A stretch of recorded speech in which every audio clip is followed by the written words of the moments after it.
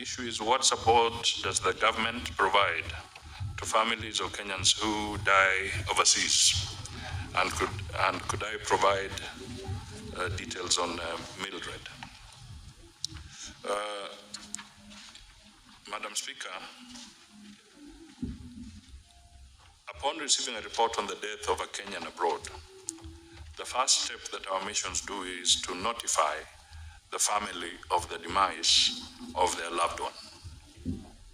The ministry does this by liaising with the employer, the foreign recruitment agent, if they're foreign based, and the local recruitment agent based in Kenya to establish information about the deceased and next of kin.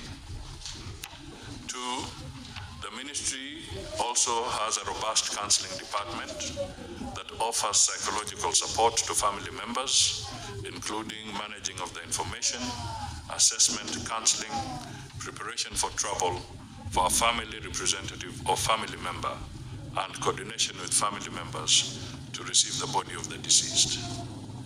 The ministry also establishes the migration status of the deceased where possible, coordinates with the employer, the government agencies, diaspora groupings, other stakeholders and the family, while ensuring that the body of the deceased is well preserved ahead of repatriation back home.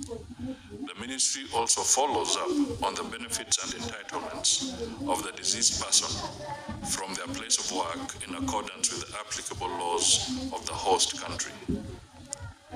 5th, the mission facilitates obtaining of a post-mortem report to establish the cause of death and provides necessary documentation to facilitate the repatriation of the body back home. This includes issuing a no objection certification for the body to be transported to Kenya.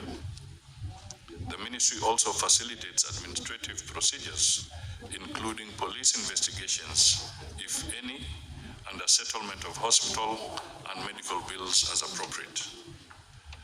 The ministry also coordinates with the deceased family on the arrival at the arrival port and date and facilitate the receiving of the body.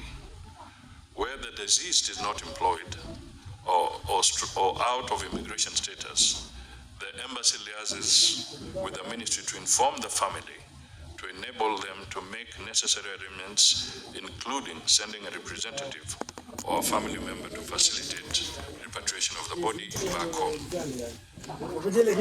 Madam Speaker, there are limited resources